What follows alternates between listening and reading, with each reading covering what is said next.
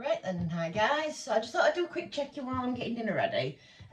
Because let's see what time it's 6 o'clock and it takes ages for chili to stew properly. So if I start crying, it's the onions.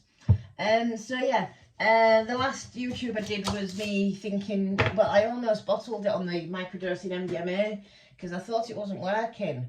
I was really tired, and somebody had said that microdosing it can act like an opiate, a sedative effect, which is the opposite of what I needed. So I almost stopped straight away without even having given it a proper try and all that. So I'd given it nowhere near long enough. As you can tell, I've had some today. Only a small amount, but I mean, yesterday I had my microdose and I got absolutely loads done. I baked a cake. What else did I do? I made some oil, made coconut oil. I tidied up the kitchen. Got dinner ready. I did this. You know, I mean, and the other thing is, I was worried about eating properly on it, and yeah, it doesn't seem to be stopping me from eating. So that's not an issue. As you know, bloody onion skins. I hate onion skins. They're a nightmare. So I just thought I'd quickly check in with you while I was getting my dinner ready, and just let you know that it does seem to still be helping. I've only had one volcano today. Is it? Yeah, one volcano. When Mike was on his break, he came in. I've had one, and yeah, it's like I'm much more relaxed. I mean, I've just drop this down off these so you can see my full body, because obviously with me it's a lot about posture, as we know this. Let's move those out of the way. And I don't know if you can tell, but I used to have to stand and force. I was like, you know, holding my posture into the correct place. Now this is me sort of semi-relaxing, my physio keeps saying bum out, just that bit more, you know, not so far back with the shoulders and all that. But the fact is that my muscles feel relaxed. Normally the real bad tension everywhere. I mean, I used to have visible spasms going off under here while I'd be doing stuff. You'd be able to see those twitching, and it's just, I don't know, it's just really so much better. I am very chatty on it, so when I do see people, it's making me more talkative, which I suppose it is a good thing, because yeah, it's always good to talk to people, and it means that I'm getting over my anxiety, my social anxiety. So it's yeah, it does seem to be working really well. I do need to do more research on it, because I still don't quite know much about it. I mean, I know that back in the day when we were clubbing, you used to get told, oh, you'll use all your serotonin and you'll no longer be able to produce serotonin on your own, and you'll need these things. But that was, you know, ecstasy in its tablet form. I don't know what the difference was back then, if any. Well, we had no idea what we were taking back then. We were just taking whatever it was that was in the pills, wasn't it? Could have been anything. But no, I think it was ecstasy, because the effect that I'm having from this MDMA is very similar. Although when I was younger, they did mix ketamine into the MDMA tablets at one point, which was quite a nice little blend. But obviously, if you wanted just ecstasy and not ketamine, that's not exactly what you were after, is it? So yeah, I had a feeling that one was going to be manky. Oh, let's see how much of this can we rest through now. When it's got a funny bit inside and it's got one ring that's gone manky, is the rest okay? I don't know, I don't like wasting stuff, and I'm like, can I use the rest of it? Should I use the rest of it? Or is it all gone off? But those are else a bit seem alright, so it's like, well, why waste it? So yeah, it's going to be a case of peeling that middle section out. How does the middle bit go off and not the rest of it? Oh, I don't know. And so anyway, where were we? So microdosing MDMA seems to be continuing to go okay. I did increase the dosage slightly, but only slightly. So I'm still only taking crumbs. What else? So CBG, yes. And I'll just get the bottle to show you again. Yeah. So I've been using the CBG now. I stopped using my CBD, which is here, which is my stuff. That's what I sell. That's what I use. So yeah, I'd stopped using it because of this thing about the ocular pressure thing. And now I've had my ocular pressure checked. My ocular pressure is fine. So I don't need to worry about that. Now the CBD was keeping my complex regional in remission. So my hands, I was using quite a large amount of it to make sure that my hand didn't swell up.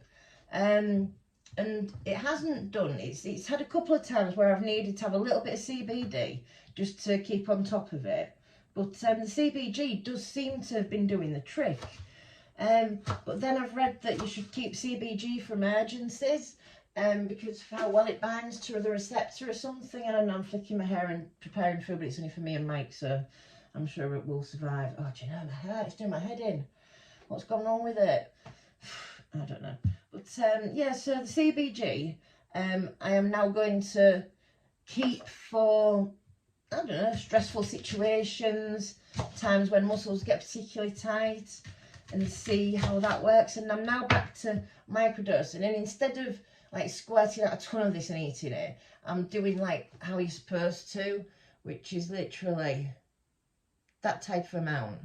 So can you see? If I hold my finger like that, you can see what I'm getting out. And it's just that tiniest amount. I think a lot of people think you need a lot of CBD, and you don't, but I used to squirt about 4, 5, 6 times that amount out and eat it. And I was doing that regularly through the day. So I'm going to try this time, stop using the CBG for a little while. Keep that for emergencies when I'm feeling, when I've got a stressful day or whatever. And back to the CBD, but I am not going to go back onto the massive amounts that I was on. I'm going to start low, like you're supposed to, and just keeping an eye on my hand and see what happens to my hand. If my hand flares up, if my hand doesn't flare up, then I don't know. I'm seriously beginning to question whether complex regional is aggravated by stress, anxiety. I mean, it probably is because of the disease itself, what it is. I'm just sort of trying to work out if you can keep your own disease in remission with basically meditation and not being stressed and anxious. What on earth has happened to my hair? Oh, do you know, this is going to annoy me for the entire video if I don't sort it out. It's like, what is going on? All I need to do is wet my hair and it'll probably sort itself out. But why on earth was it all?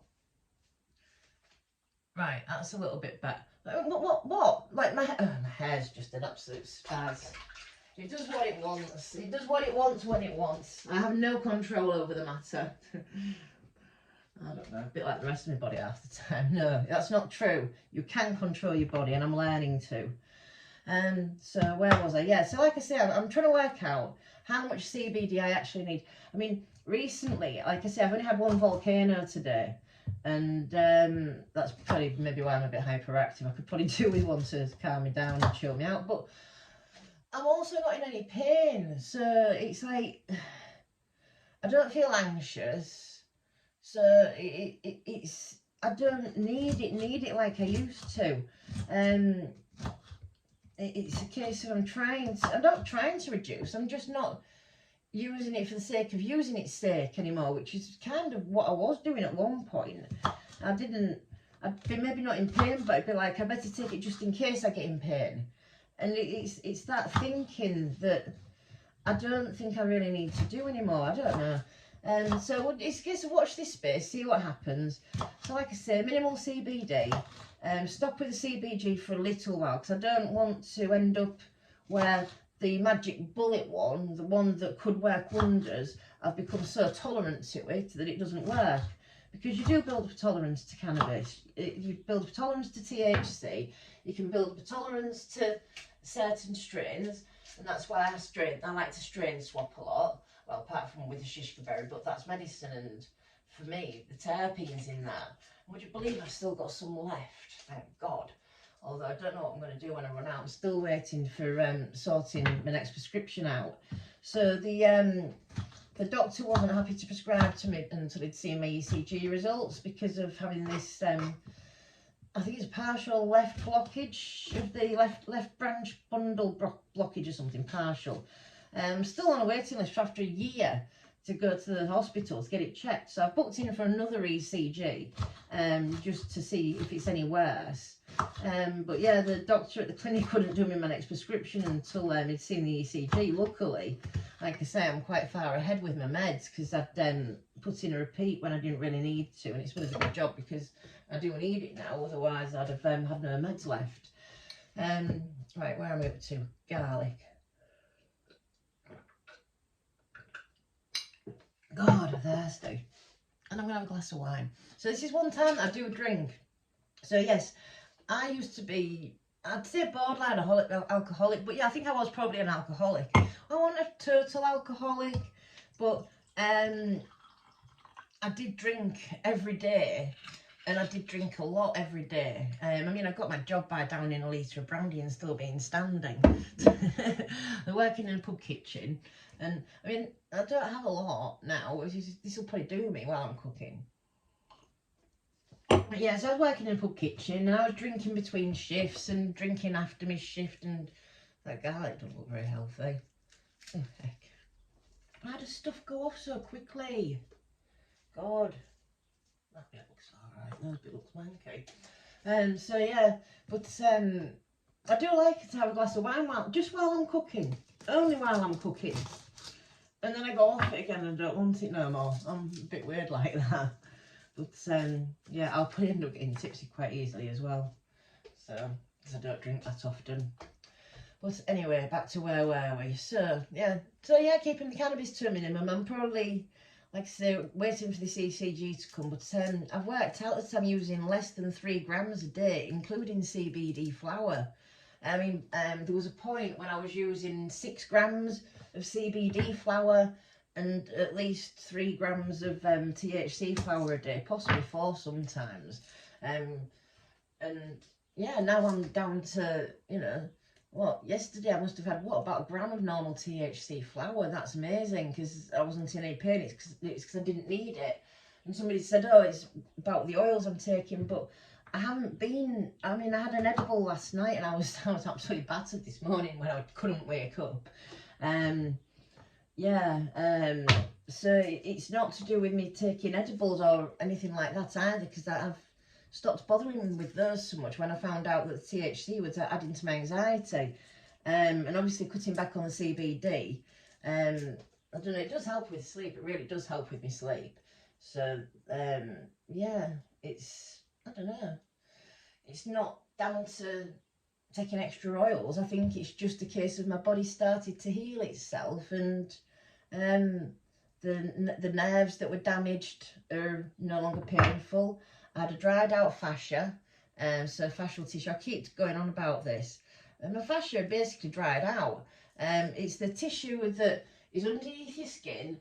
It surrounds all of your organs, it surrounds your muscles, it surrounds everything. So you've got this fascial tissue everywhere. And when you become immobile, it becomes dry and brittle, and it can become painful. Not in everybody's case, but obviously, sorry, I need to, crack my neck. Oh, 1 second. Sorry, don't mind me. Yeah. Yeah, it's so that was part of my main problem, was having a very, very dry fascia that needed rehydrating. Correcting the posture with very dry fascia was obviously very painful. It was a combination of muscles being held into tight locked positions, and my fascia obviously rehydrating and needing to move. And yeah, but it's been a process. But I do think that I keep wanting to say I'm there, like I'm touching wood, and then I'm like, but before it was a case of every time I corrected my posture again, something else would kick off. But I think I've pretty much got it right this time. I don't know, I'll see my physio again. I see him on Tuesday, and no doubt he'll tell me what I'm doing wrong this time. But it's, because because I went to see him and I said to him, am I stood right yet? And of course I was doing the leaning back, because you think your chest out and your shoulders back, and he's like bum out, and he literally pushed me forward. I said, I feel like I'm leaning forward, my chest out, but you are supposed to be more top forward than you think you're supposed to, when this shoulder needs to, it's still caught up there and it just will not quite drop down into place. Yeah, I don't know. See, I don't know if you can see how that one's sort of a bit more relaxed, and it's just there and there that's catching. I don't know. Anyways, but yeah, that's why I don't need so much weed anymore. Why I don't need so much cannabis medicine. It's not because I'm using illegal oils or anything like that. I'm literally just starting to get better. I'm getting a better handle on my anxiety. I do need to use more flower when I go out. So you'll see me at home and I might spend all day not having a single vape. I'll have to go out in public and I'll be chogging away on something or other, you know, sucking on a volcano bag or using my tiny mite, or I've even been using my little Dynavap sometimes. Why is there so many little bad bits on my garlic? Do you know? But yeah, it's so for all these people that think, oh, I can't afford cannabis medicine like this for the rest of my life, how am I going to keep going? How is it affordable?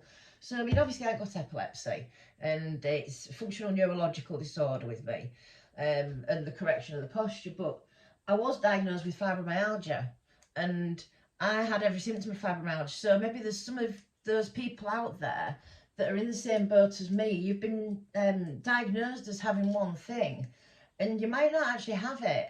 It's entirely possible that a lot of people that think that they've got fibromyalgia, and I'm not, it's because I was categorised as having this condition that when you think about it, it makes more sense that it's actually a dried out fascia and lack of mobility, because the pains are all over the place and it doesn't make sense. It could also be that it's a functional neurological disorder, because pains are everywhere and it doesn't make sense like a functional neurological disorder.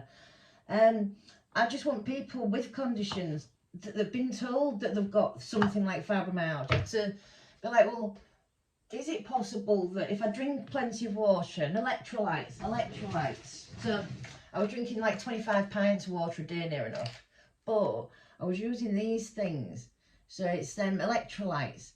Now, I've had this pointed out to me using the MDMA that people die from too much water, but it's because the kidneys can handle, and I had to Google this a long time ago because of drinking so much water, the kidneys can handle 1 litre of water per hour.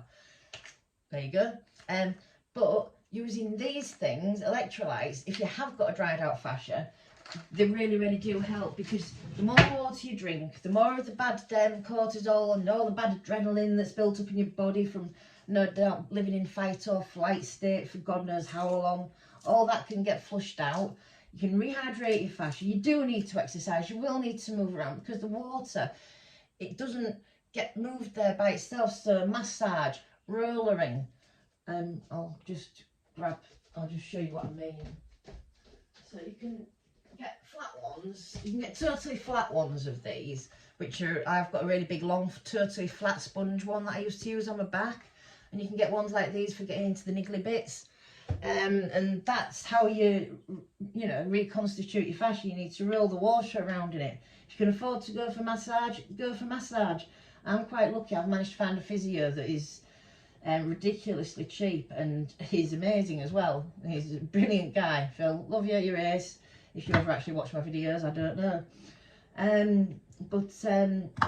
Yeah, I mean, I was even getting ultrasound at one point because he thought it was trapped nerves, and it was just me with spasticity and tightness and pain in muscles, me causing it to myself, and that's functional neurological disorder. So it's yeah, so don't think, oh, I've got fibromyalgia, I can't fix myself like she did, because I've you know, she hasn't got fibromyalgia, she never did. But how sure are you that you have got fibromyalgia? Could it be a functional neurological disorder where your basically doctor has convinced your body that that's what's wrong with you, and now your brain's just going along with it and making your body like that?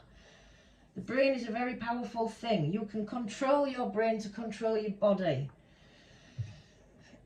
I'm living proof. You can do it. You can do it. And I don't know. Right, whereabouts am I up to? So I've got onions chopped, I've got a pepper chopped, I've got garlic chopped, I've got to put some in. And like, so I've got these peppers as well. They've gone a bit manky, but I want to save as much as I can. I don't like waste, so I'm going to be cutting off the best bits. We're also going to get some yellow pepper in it. There's no rule on what colour pepper goes into a chilli, is there? So I just like the sweet coloured ones, so a bit of yellow. I'm just like making sure I don't put any bad bits in, just getting the hard bits, yeah, because I've left it in the fridge for too long and it's gone a bit soft. I'm just like trying to work out, no, that one's, that one's totally off. And so's that one. Yeah, no, that's not going to do. Oh well. Oh well, I tried to save it. Right, one last piece of garlic that I've missed. And then I'm going to start concentrating on cooking. Right, hob on. So, what was I talking about? Let me just have a drink of water. If you're thirsty, drink. Make sure you drink. Don't put off drinking, especially if you've been living in a state of fight or flight. I was drinking through anxiety. It was mental, absolute mental. That I was literally so convinced that my spasms were being caused by dehydration that when I got a dry mouth I could give myself a spasm thinking that it was dehydration. That's a scary thought. That's the power of the mind, of the body. And do you know what I mean? It's sort of frustrating trying to explain it to people, frustrating trying to encourage other people that you can, but also knowing that not everybody has got the same conditions as me, and that everybody's different, everybody's got different severities of things. And so it's like, yeah, it's working for me and I want it to work for other people. I do hope that what I've done can prove to other people that it's possible for whoever's willing to try it. Like I say, just Google unprepared Kundalini awakening and your symptoms. And I mean, I don't know if a Kundalini awakening is a thing or not, but by following that advice is how I've managed to sort of fix myself. And cannabis and psychedelics, bit of combination of things. And exercise, making sure I was exercising and eating healthy. You see, preparing your own food, not eating shit, not eating, oh, the bloody thing that I was talking to the camera, not eating crap, not eating pizzas and, just ready meals or stuff that people usually eat. It's bad for you. Food is medicine. Cannabis is food. Yeah? So you see where I'm coming from on that one. So, right, I think I'm starting to waffle a bit now. I've been waffling for the last 22 minutes, really, haven't I? But, yeah. So, that's where I'm at now, is pretty much relaxed, out of pain, and, yeah, just chilled. And why do I look stoned when I've hardly had anything? And I mean, I've literally had one sip of wine, so it can't be the wine, can it? I'm sure somebody's probably going to say something about the fact that I've got a dirty patch on my top. I put this top on intentionally because I know what I'm like when I'm cooking.